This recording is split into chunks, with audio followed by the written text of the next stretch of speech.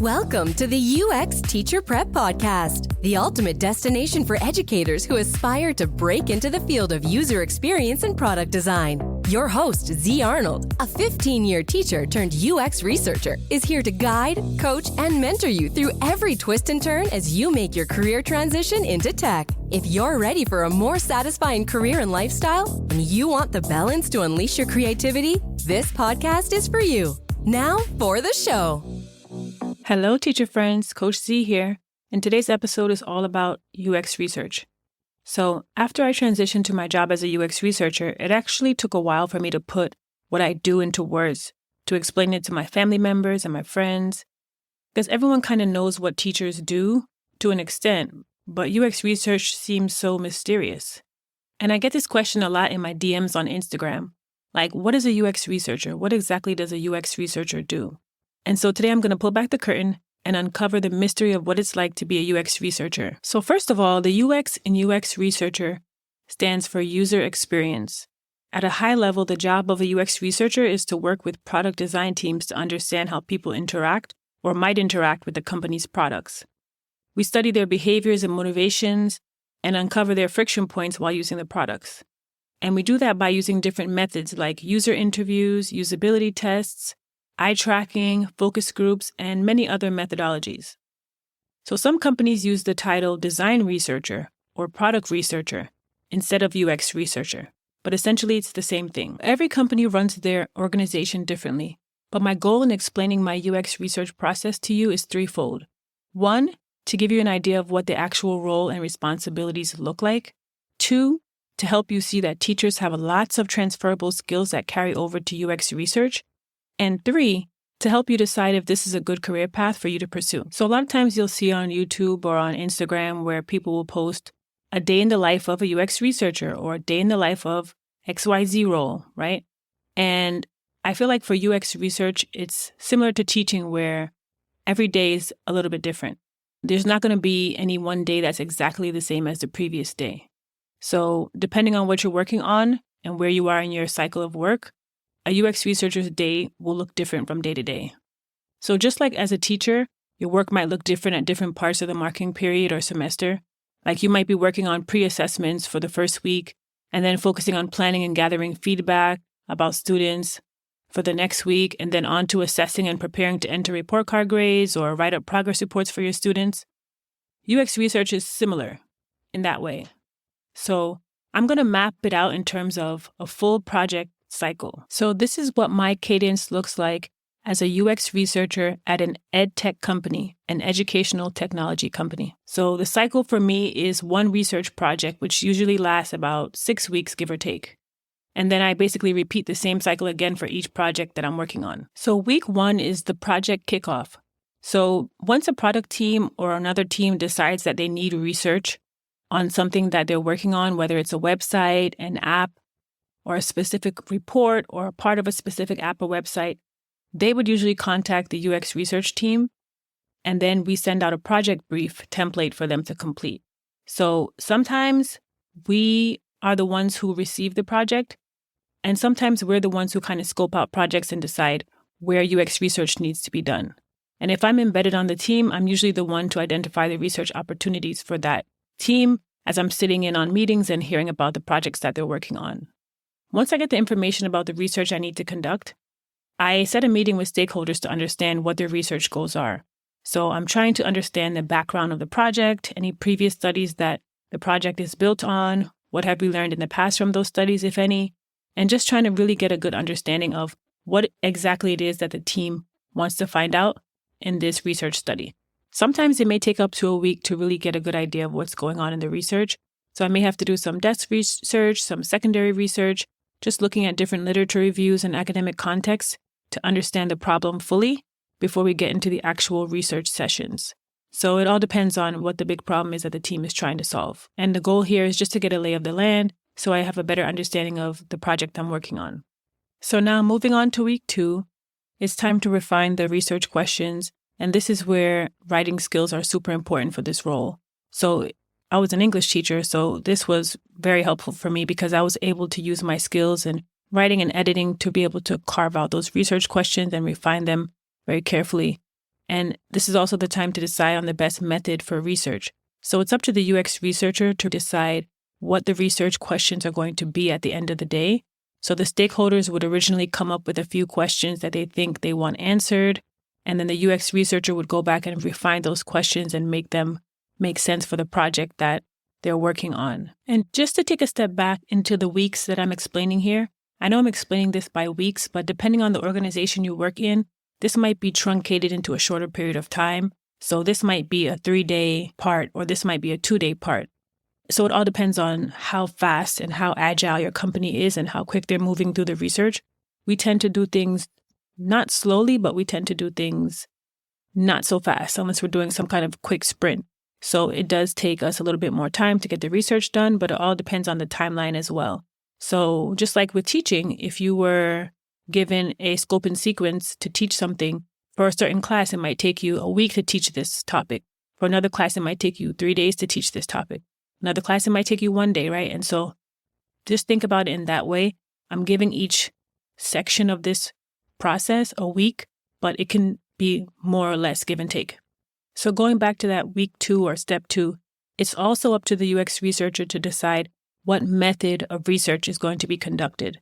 So sometimes a team will come to you and say, okay, we want to do usability testing, or we want to do eye tracking, but that might not necessarily be the best type of research for this particular project.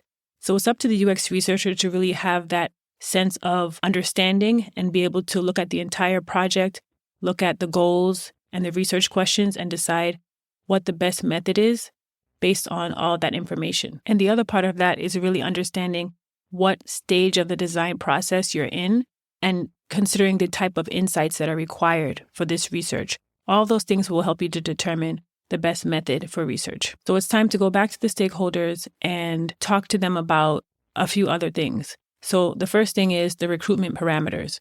So the recruitment parameters is basically understanding who's the target audience we need to speak to, who are they looking to hear from, and where are we going to be recruiting those people from? Is it going to be internally?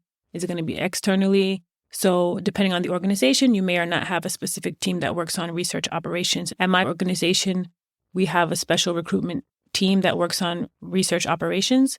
So I don't necessarily get into the weeds of the research. So the other thing we need to talk about is the actual prototype that we're going to be testing.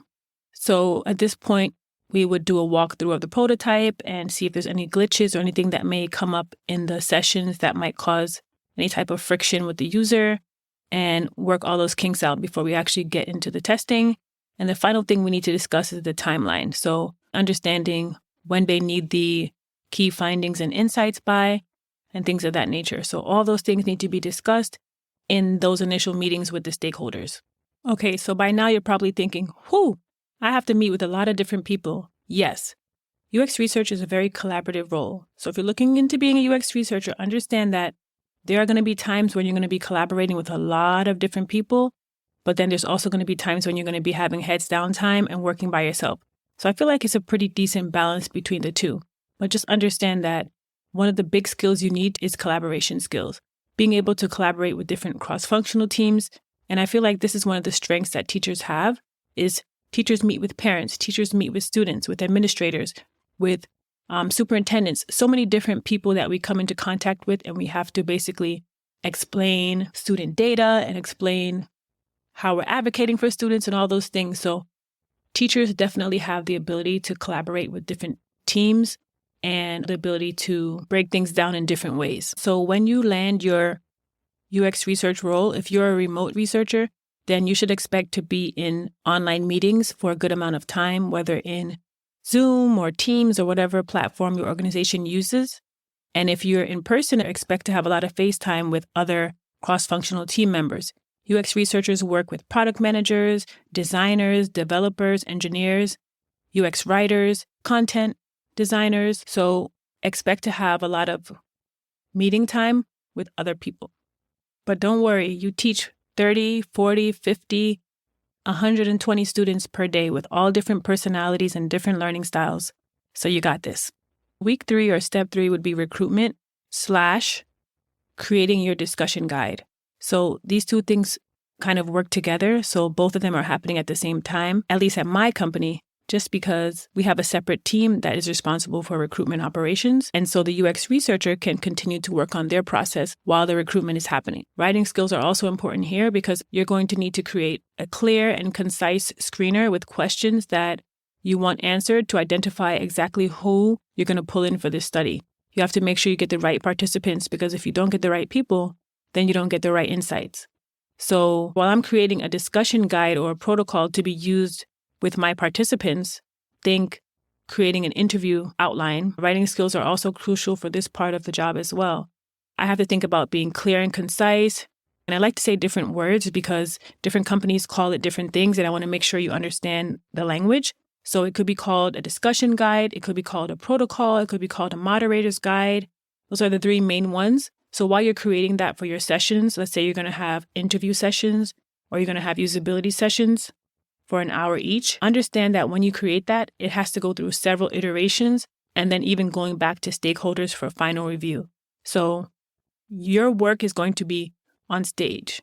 And it's not something that I want you to be afraid of. It's something that you have to understand that part of UX design and the work that happens in user experience and in the product world, there's a lot of iterations. Think of the iPhone, right? It went through many different iterations and it's still going through more iterations.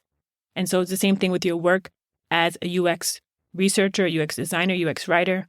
You really have to think about improving, making it better each time. So let me give you an example. So when you're doing a lesson plan, let's say you teach first period, second period, and eighth period. When you teach the lesson first period, you're just getting an idea of like how students are reacting, maybe little things you need to tweak. By the time you get to second period, you change up some things and you're like, okay, this turned out better than first period. By the time you get to eighth period, you've mastered how you're going to be teaching that lesson, right? And you're just laying it all out there for the students. Even though eighth period students might be going a little bit crazy, but you've kind of mastered what you're doing because you've iterated on that lesson plan a few times before you actually deliver it the way you wanted to deliver it. So it's the same thing with this. What I really want to get across to you in this stage, while recruitment is happening, you're also creating your discussion guide, is be ready to have your work critiqued by others. Be ready to have your writing edited, changed, fixed.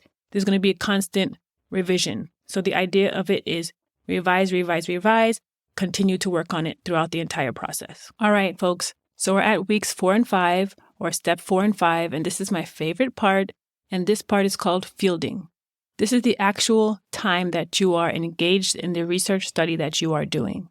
So this is when you're going to be either doing interviews, diary studies, eye tracking, card sorting, usability tests, whatever method you decided to use for this project. This is when you're actually going to be face-to-face with users or potential users of the product. So again, my work is remote, so I'm screen to screen, I'm on Zoom, and I'm having these conversations. You might be in person having these conversations. So I consider this my on-the-stage time. The reason why this is my favorite time is one, because I get to connect with educators and I get to connect with students depending on the project. And so I feel really great being able to support students and educators, and I can reach so many more people than I was reaching in the classroom. And of course, if you know me, you know that I love technology. And so being able to reach so many people in the classroom and being able to improve their experiences with technology gives me so much joy. So I am super excited to talk about this part.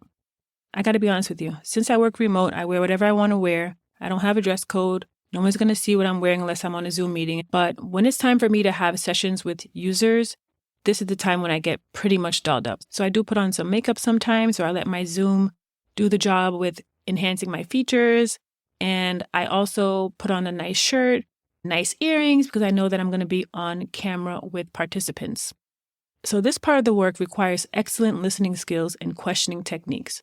The questioning techniques kind of came in earlier when you were creating that discussion guide. And in that discussion guide, you were creating just the right questions you want to ask to get users to elaborate and be comfortable in explaining how they would use a product. And that's a whole nother podcast episode. But for today, we're just brushing the surface.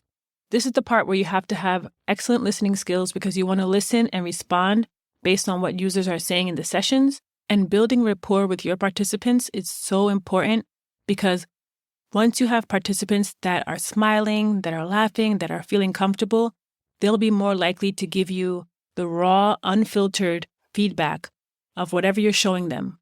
If they're nervous, if they don't feel comfortable, if they feel like they're being tested, then you won't get the genuine feedback that you're looking for. And you also have to know how to ask the right questions at the right time. And so, again, different words. Participant is the person who's on the other end of the line or who is sitting in front of you and testing out the product. They're also known as respondents.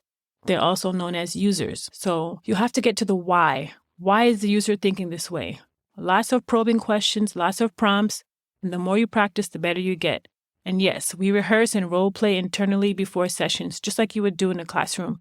Oh, I don't know about you, but when I was teaching, I would practice lessons, especially lessons that I was teaching for the first time. I would practice them with a buddy teacher or a co-teacher, or even practice them at home with my kids. I mean, you probably don't take it that far, but I definitely used to practice. So one thing to note about this is that most stakeholders are invited to the sessions. So depending on your company, that can happen or maybe not. But usually for me, they observe off camera. And that could be a little bit nerve-wracking for new researchers, but you get used to it. Of course, after all, you are standing in front of students teaching every day. So we know how to be on stage. So at the end of each session, those observers can join the panel and ask any clarifying questions. And it's helpful because you may not have all the granular details about the products and the functions. So it's good for you to have them there as well. Okay, now it's time for week 6 or step 6, the last step in this process, the second to last. So it's called analysis.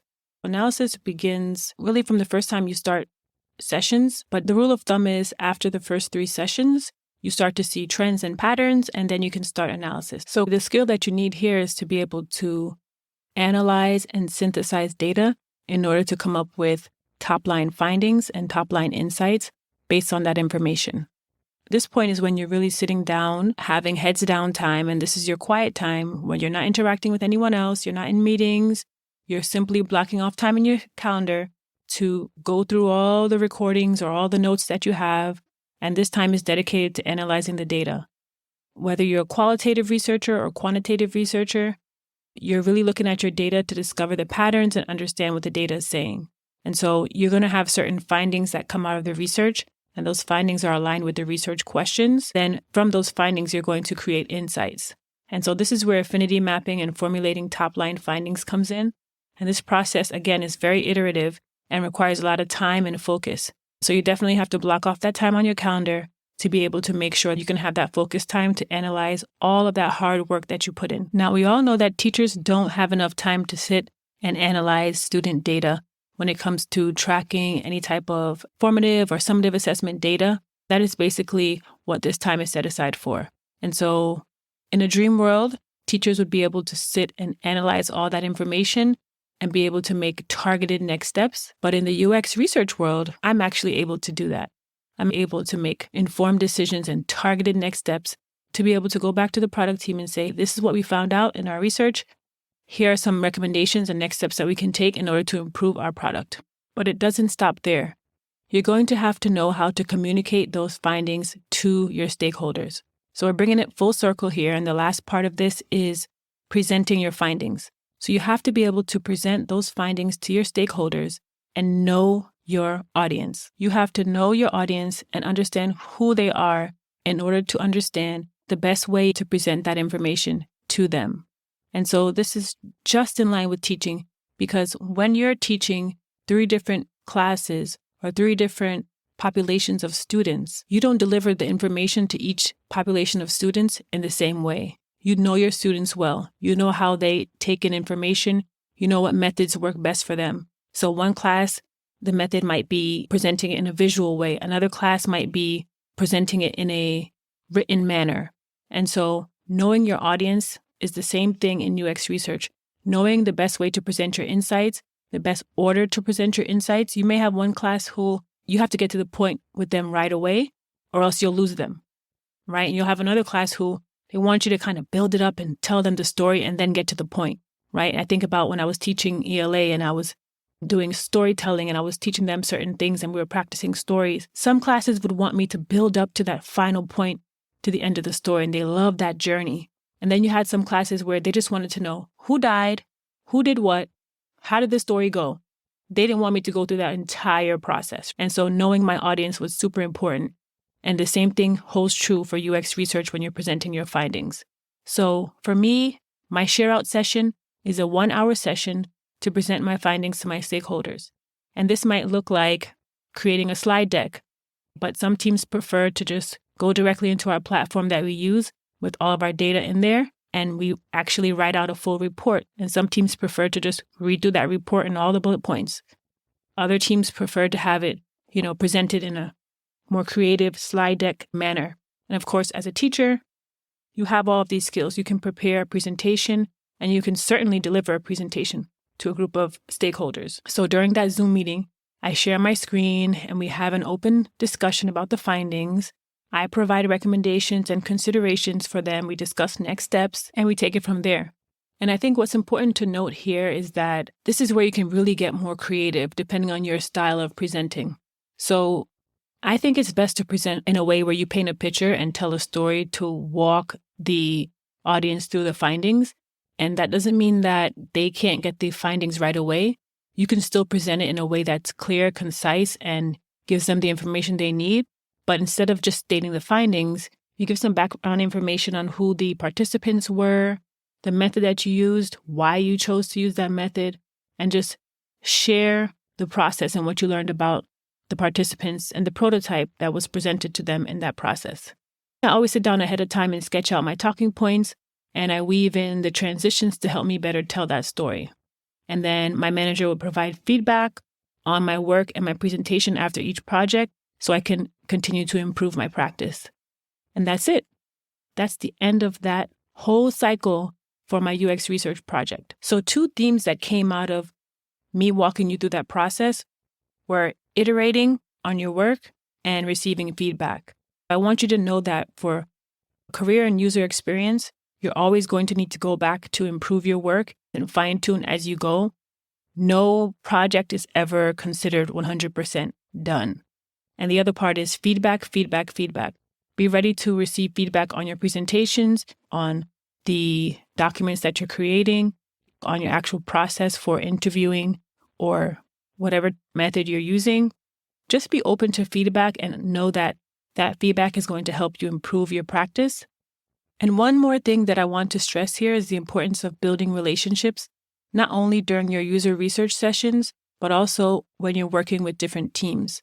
So I work across many different work streams. So that means that I work with many different stakeholders. So a math team, an ELA team, so many different teams. So it's important to understand that as you're moving between those different teams, if you are doing that, you need to be able to build rapport so that you can gain trust from those other stakeholders that you're working with on different projects. So if you made it this far and it sounds like UX research is a career path you'd be interested in, I'd love to work with you. Head over to uxteacherprep.com where you can book a one-on-one career strategy session with me, or grab your free transferable skills cheat sheet, which outlines all the teacher to UX skills we spoke about today. Thanks so much for tuning in. If you like this podcast, hit follow and scroll down to leave a 5-star rating. Then share it with a friend. Follow us on LinkedIn and Instagram at UX Teacher Prep for daily tips and motivation. Have a topic you'd like to hear addressed on the show? Send us a DM on Instagram. If you're listening on YouTube, like, subscribe, and share. Until next time, be well.